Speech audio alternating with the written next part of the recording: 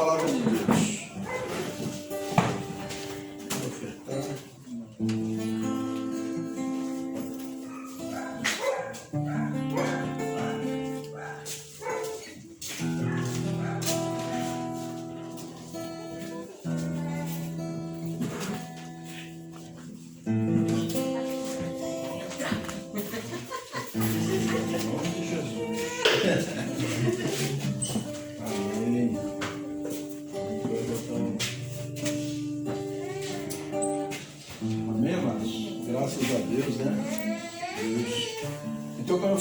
Eu quero falar hoje um assunto que tem me inquietado recentemente. Esses dias eu comecei a observar algumas coisas e eu quero compartilhar com vocês. Eu quero falar sobre a palavra de Deus, a importância e a veracidade da palavra de Deus, porque nós estamos vivendo dias tão difíceis e dias em que as pessoas estão desacreditando na palavra. E quando acontece isso, eu começo a observar as pessoas que têm dúvida sobre a Bíblia, são pessoas que não leem a Bíblia, que não estudam a Bíblia, que não se aprofundam. Aí pegam uma coisinha aqui, fica que nem galinha, cata aqui, cata ali, aí pronto, aí daqui a pouco qualquer coisa confunde ele, qualquer coisa passa a perna nele, e qualquer coisa ele se ilude e acha que é verdade, né? Eu peguei uma certa feita uma mulher que ela disse que tinha sido evangélica, 23 anos, tinha sido membro da Assembleia de Deus, e disse que se desviou porque que saiu de lá e foi para Testemunho de Jeová. Aí eu perguntei para ela, quando a senhora era da Assembleia de Deus, a senhora estudava a Bíblia, a senhora tinha essa dedicação em estudar a Bíblia? E ela falou assim, não, eu não estudava não. Eu digo, e agora? Agora eu estou dedicando, estudando. Eu falei, já está estudando o que eles querem que a senhora estude. A senhora está estudando o que eles estão botando na cabeça da senhora, só isso. Eles chegam com aqueles versículos isolados, empurra para a senhora e a senhora recebe isso aí. E a senhora está achando uma maravilha, sabe por quê? Porque a senhora não estudava a palavra. Então agora a senhora está lendo a palavra de acordo com o que eles querem que a senhora estude. Então nós vamos, nessa manhã, 1 Pedro, capítulo 2, do versículo 2. Amém? Eu gostaria que todos participassem, porque o assunto que eu vou falar é muito importante. Eu não gostaria que ninguém ficasse disperso, por favor. Em nome de Jesus.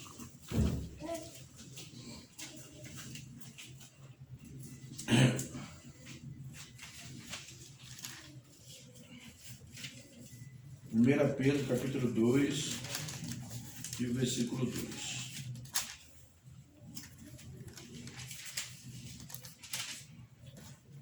Diz assim. Todo mundo aí? Desejai ardentemente como crianças recém-nascidas o genuíno leite espiritual, para que por ele vos seja dado crescimento para a salvação. Amém? Vamos orar. Pai, em nome de Jesus, eu te agradeço por esta manhã estarmos aqui, por ministrar a tua palavra. Eu peço que o Senhor venha através do teu Espírito Santo, movendo em nossos corações. Que o Senhor fale conosco, que não seja o que eu quero, mas o que o Senhor quer. Que não seja minhas palavras, mas as tuas palavras, Senhor. Em nome de Jesus, move nesta manhã e fala conosco, através do teu Espírito Santo, em nome de Jesus. Amém. Amém. Graças a Deus, né? Então nós vimos o quê? Nós vimos a palavra de Deus. O apóstolo Pedro, ele diz assim, ó: desejai ardentemente como crianças recém-nascidas o genuíno leite espiritual, para que por ele vos seja dado crescimento para a salvação. Preste bem atenção nesses dois pontos. Ele fala que nós temos que desejar ardentemente. Uma criança, quando ela nasce, por instinto, ela já procura o seio da mãe para mamar, por instinto. Ela já fica procurando o seio da mãe para mamar. Isso é uma coisa natural, né? A criança já tem essa tendência de querer tomar leite, desejar leite. Eu vejo o Davi, quando ele chega aqui, ele já fala logo para a avó dele: vovó, tem leite? Já vem logo pedindo leite. Então assim, a criança deseja tomar o leite. E a palavra de Deus está dizendo assim, que nós devemos ser igual criança. Assim como a criança deseja tomar o leite, nós também devemos ter esse desejo pela palavra de Deus. Esse desejo de nos aprofundar, esse desejo de conhecer, né? Não é só de ler. Minha esposa, ela sempre leu a Bíblia, desde não sei quantos anos, né? Que ela sempre leu a Bíblia, quando ela aceitou Jesus. Mas ela estava comentando esse dia aqui, né? Até ela pregando, ela estava falou, olha, eu li a Bíblia, mas eu não estudava, não sabia, né, irmão? Você mesmo tinha algumas coisas que não entendia, porque ele não estudava.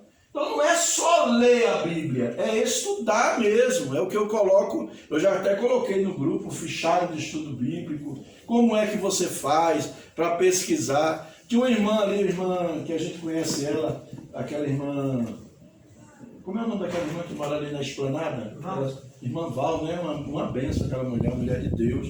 E ela falou, pastor, eu nasci no Evangelho, é uma senhora já de idade, e ela falou, eu nunca tinha aprendido como estudar a Bíblia desse jeito que o Senhor passou para a gente. Como eu estou aprendendo, E é uma coisa tão simples, né? Que é uma coisa básica, que aquele método que eu passei é um método simples, é um método que a gente estuda aqui no discipulado básico. Então, assim, tem que desejar, eu desejo, eu quero crescer, eu quero conhecer a Deus. Quando eu aceitei Jesus, eu comprei uma Bíblia desse tamanho assim, a Bíblia, todo empolgado, ia para a igreja. Eu li a minha Bíblia toda em 3 meses, de tanta fome que eu estava de Deus, de tanta fome. Eu li minha Bíblia, em 3 meses eu li a Bíblia toda, eu comi a Bíblia. Eu li de Gênesis a Apocalipse, em 3 meses. E eu sempre estou lendo, sempre eu pego, quando eu estou lendo assim, eu digo, meu Deus, eu não tinha prestado atenção nisso. Por quê? Porque a palavra de Deus ela se renova cada manhã, entendeu? Então nós temos que sentir este desejo de leitura da palavra de Deus, isso é muito importante. Vamos ver aqui como é que a Bíblia foi composta, a composição da Bíblia e a sua imagem, a sua mensagem central. Eu quero falar sobre isso hoje. A composição da Bíblia e a sua mensagem central. Bem, o termo Bíblia é de origem grega e simplifica livros. Conjunto, coleção de livros, né? De fato, a Bíblia é formada de 66 livros. Esses livros foram escritos num período de aproximadamente 1500 anos por vários autores. Todos eles foram inspirados pelo Espírito Santo. Eles não registraram as suas opiniões. Preste bem atenção. Aqui está a diferença do livro do Allan Kardec, do livro do Maomé, a diferença do livro de Buda. Aqui está a diferença. Por quê? Porque os autores que escreveram, eles não escreveram suas opiniões. Você acha que você acha que Davi ia querer que colocasse ali, que ele pecou, ia querer que colocasse só as vitórias dele, só as vitórias, só as conquistas. Mas a Bíblia mostra que Davi pecou, mostra o pecado de Davi, a maneira que ele fez. Nenhum autor, você lê o livro de Allan Kardec, só fala de bondade. Você lê o livro do Espírito, eu já li a Gênesis, já li o livro dos Espíritos, eu já li. Né? Mas você não vê em momento algum esses caras falando os defeitos deles. Não fala os defeitos deles. Eu já li o livro de Mormon, a mesma coisa, né? Eu já li o livro do budismo, o Bhagavad Gita, que é o livro dos hinduístas. Eles não falam dos defeitos dos líderes, das pessoas. Eles só falam das bondades, das coisas boas que eles fizeram. E a Bíblia não. A Bíblia fala dos defeitos do cara também. Mostra os defeitos. Então isso aí você vê que já é um ponto para nós termos a clareza de que a Bíblia, ela é a palavra de Deus. Ela é verídica, né? Outro ponto. Assim sendo, a Bíblia é a palavra de Deus. Outros nomes usados pela Bíblia são Escrituras, Palavra de Deus, Espada do Espírito. É claro que na época, preste bem atenção, na época dos apóstolos, não tínhamos a Bíblia como ela é hoje. Tínhamos os papiros. Os papiros e os pergaminhos, Eles eram feitos de quê? O papiro era feito de uma árvore aquática, de uma planta, uma árvore não, uma planta aquática, que eles pegavam, juntavam uma na outra, e depois eles botavam numa pedra, e depois colocavam uma pedra bem pesada em cima, deixavam ali vários dias até secar. Depois que secava, eles tiravam aquela pedra e a folha, aí tinha formado a folha. Tinha tirado o açúcar e a água da planta. Aí ali ela se transformava numa folha de papel. Um papiro, era trabalhoso. Outra coisa que também havia era o pergaminho. O pergaminho era o quê? Era a pele de um animal, pele de carneiro. Então eles escreviam. Antes disso, eles escreviam na argila. Então, isso aí são fontes históricas, são fatos históricos que nós temos, né? Então, nós vimos os papiros e a dificuldade, né, com que eles utilizaram para fazer. Então não havia essas coisas. Depois, na escola de Alexandria, no concílio de Alexandria, eles reuniram os livros, porque havia muitos escritos antigos, havia os apócrifos. O que é apócrifos? Apócrifos são livros que são considerados não inspirados, que a Igreja Católica atribuiu à Bíblia, colocou na Bíblia junto, mas são livros apócrifos. Uma das provas de que o livro apócrifo não é inspirado é lá em Macabeus, no final ele pede desculpa se ele errou em alguma coisa. Se você está escrevendo algo pela inspiração de Deus, se Deus está mandando você profetizar, você vai pedir desculpa depois por causa da profecia? Não foi Deus que mandou você falar? Você vai pedir desculpa se saiu errado? Não foi Deus que mandou você falar? Então não vai sair errado, né? Então são pontos, são argumentos que às vezes a gente não atenta para isso. E nós precisamos atentar. Amém? A natureza. Vários fatores são importantes em relação à natureza da Bíblia. Primeiro, sua peculiaridade. A Bíblia ela é singular. Ela é singular em quê? Em sua unidade.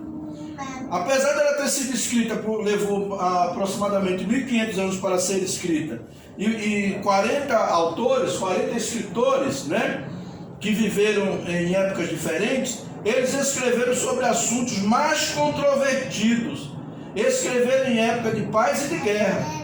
Alguns eram homens cultos e outros homens simples. Entretanto, do começo ao fim da Bíblia, há uma unidade perfeita. A Bíblia nunca contradiz. Então ela vem seguindo uma sequência. O interessante é nós vemos esse ponto, né? Ela se mantém, se você ler do Gênesis ao Apocalipse, você vai ver a sequência. Nós vamos falar mais um pouco sobre isso. Na sua circulação, na sua continuidade, ela trata das coisas desde a sua origem. As narrativas bíblicas tratam do passado, do presente e do futuro. Engraçado que a Bíblia parece o jornal de hoje. Quando você lê o Apocalipse, quando você lê Mateus falando sobre o princípio das dores, né? Você lê aquilo ali, parece que você está vivendo os dias de hoje, parece que está em 2021, foi um jornal, a última notícia.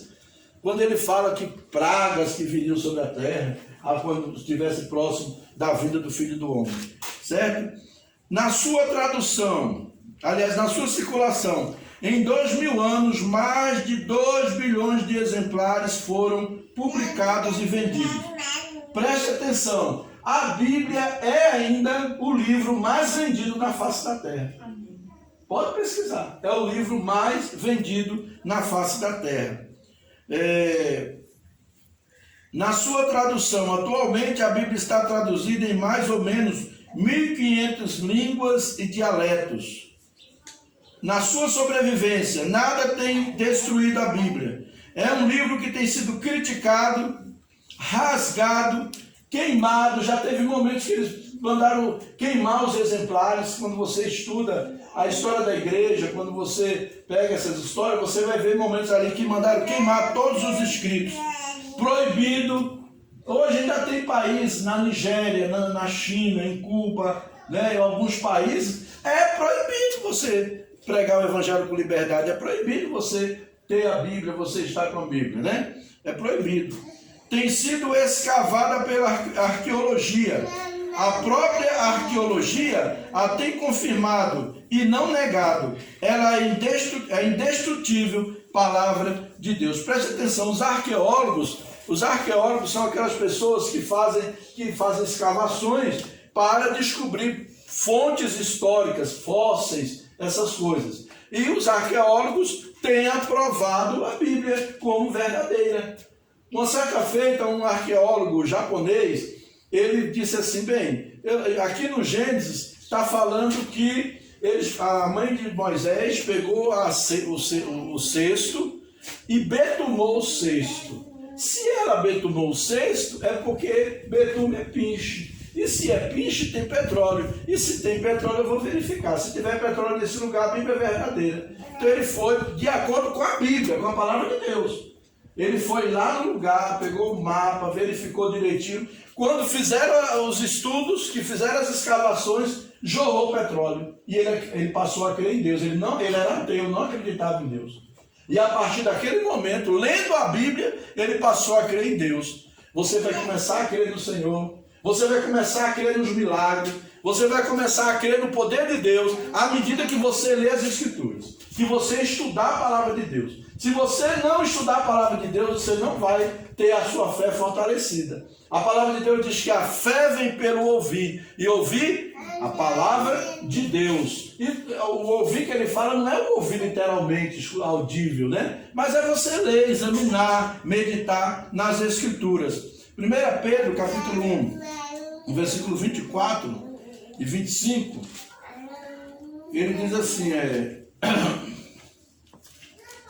pois toda a carne é como a erva, e toda a sua glória como a flor da erva.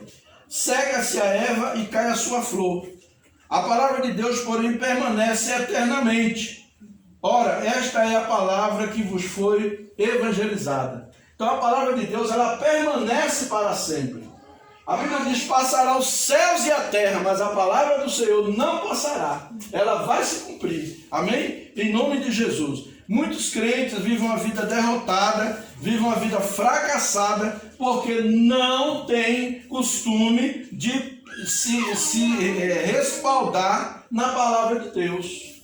Nós precisamos nos respaldar na palavra de Deus. Nós vemos aí esse pessoal que é coach, né? Esse pessoal que é coach. Eu também sou coach, eu tenho certificação de coach. Quando eu fiz psicanálise, eu fiz também coach. Então, assim, a maioria pega o que? O material do Napoleão Hill e come, que é uma beleza, e devora o material do Napoleão Hill. Mas não tem capacidade de devorar a palavra de Deus. Não é pecado você ler Napoleão Hill, eu até recomendo. É muito bom, uma leitura muito boa, Napoleão Hill. Mas eu quero dizer para você, se pegue a palavra de Deus, leia outras coisas, mas não deixe de ler a palavra de Deus, né?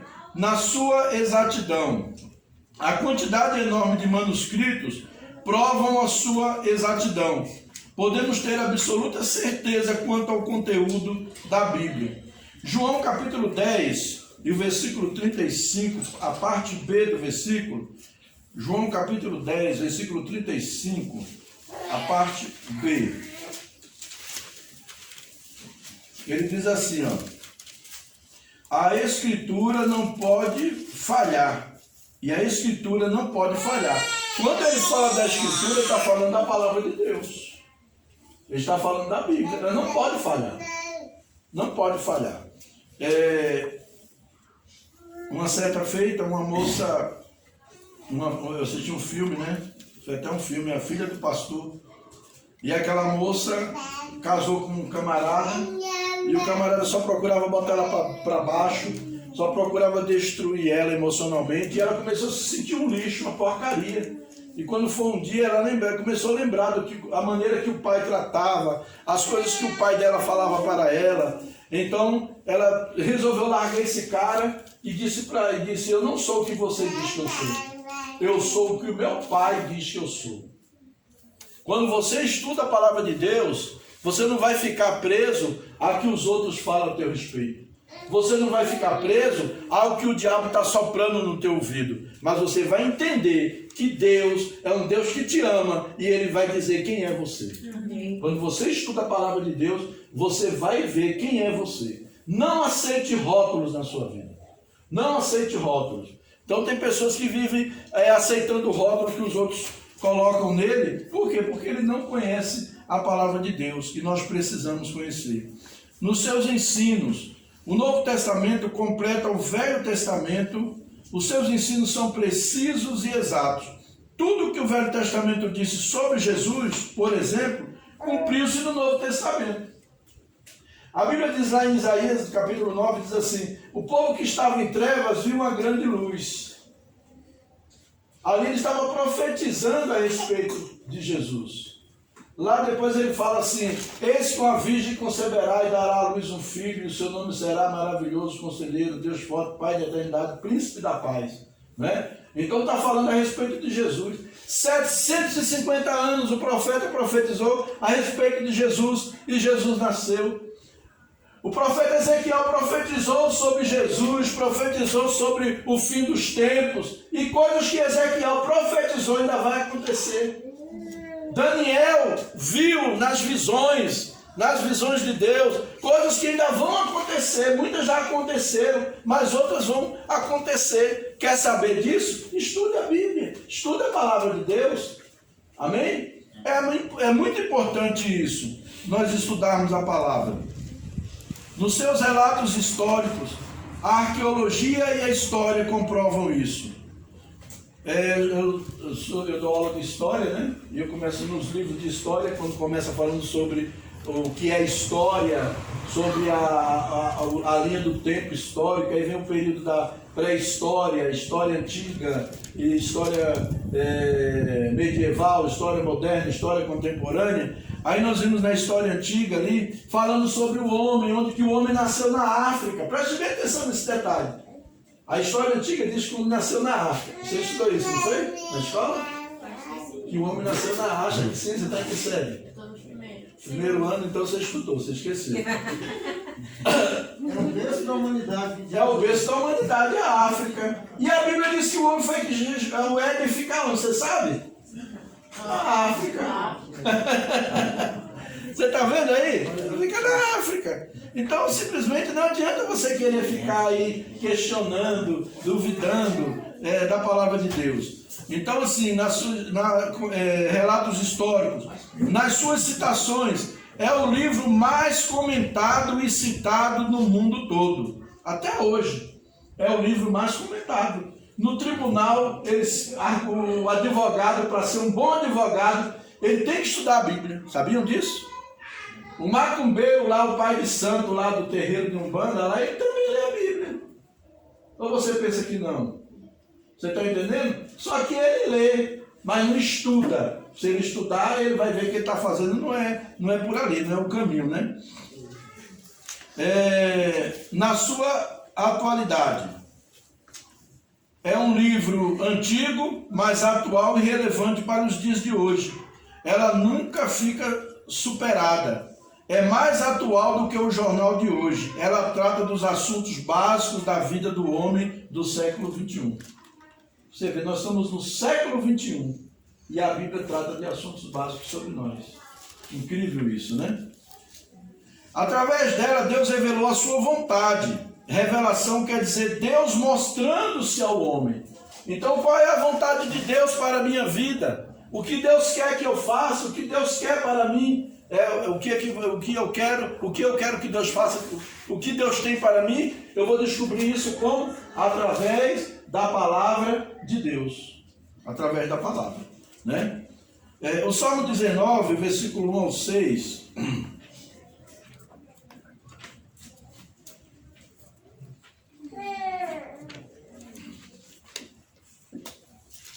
Salmo 19, versículo 1 ao 6 diz assim: os céus proclamam a glória de Deus, e o firmamento anuncia as obras das suas mãos. Um dia discursa ao outro dia, e uma noite revela conhecimento a outra noite. Não há linguagem, nem há palavras, e deles não se ouve nenhum som. No entanto, por toda a terra se faz ouvir a sua voz, e as suas palavras até os confins do mundo. Aí,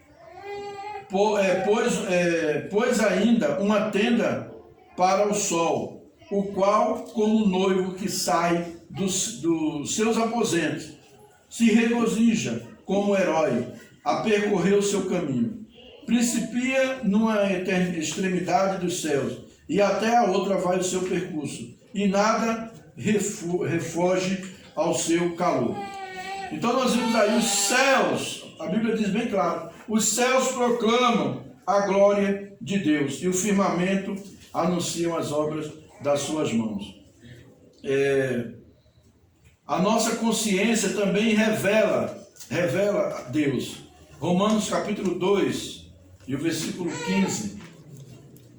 Então nós temos a prova da existência de Deus com a natureza, e nós temos a prova da existência de Deus da nossa consciência. A consciência do homem também revela Deus. Romanos 2, versículo 15.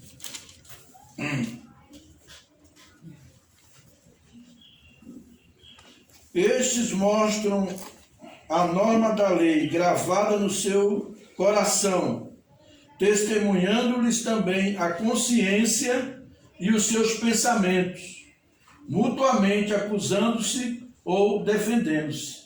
Amém? Então nós temos a lei da consciência. Quando existe os períodos esqueci agora os períodos em que o homem atravessaram, mas um deles foi o período da consciência, em que a consciência do homem, em que a consciência revelava Deus. Mesmo sem ter a palavra escrita, mas você tinha ela no seu coração. Todo homem sabe que matar é pecado, é errado, não sabe? Não precisa nem de Bíblia para isso.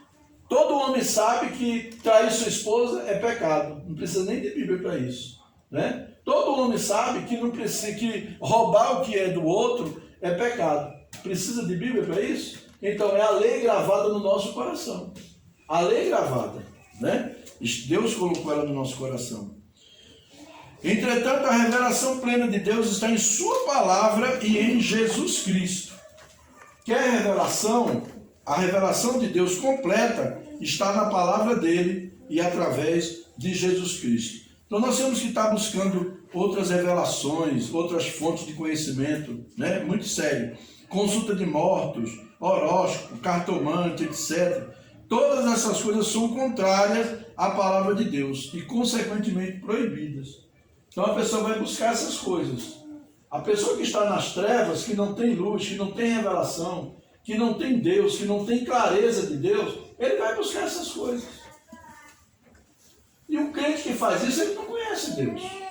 Eu vou lá, eu estou em dúvida, preciso receber uma orientação, vou buscar a mãe de santo lá para ela jogar um tarô para mim, jogar como é o nome? Aquele trem lá. Búzio, jogar um búzio para mim. Cara, você tem a palavra de Deus. Se você estudar a palavra, se você meditar na palavra com seriedade, eu vou dizer para você, você vai ter todas essas coisas. Você vai ter revelação. A vontade de Deus vai ser revelada. Se você buscar Deus de coração, Deus vai revelar a vontade dele na sua palavra. Amém? A Bíblia toda é inspirada por Deus. Inspiração significa que Deus orientou o homem e fez com que a revelação chegasse até nós, sem erros. Né? 2 Timóteo 3,16.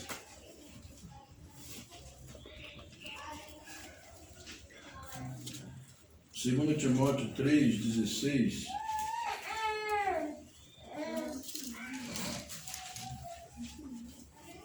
Ele diz assim: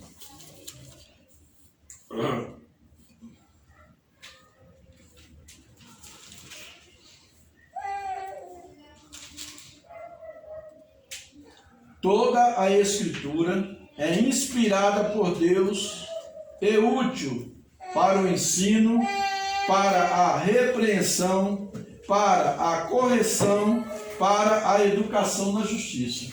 Aqui é a função da palavra de Deus, para ensinar, né? Uma das coisas é ensinar. Nós vivíamos nas trevas, no reino das trevas, agora nós estamos no reino da luz. Então nós precisamos aprender como andar nesse reino.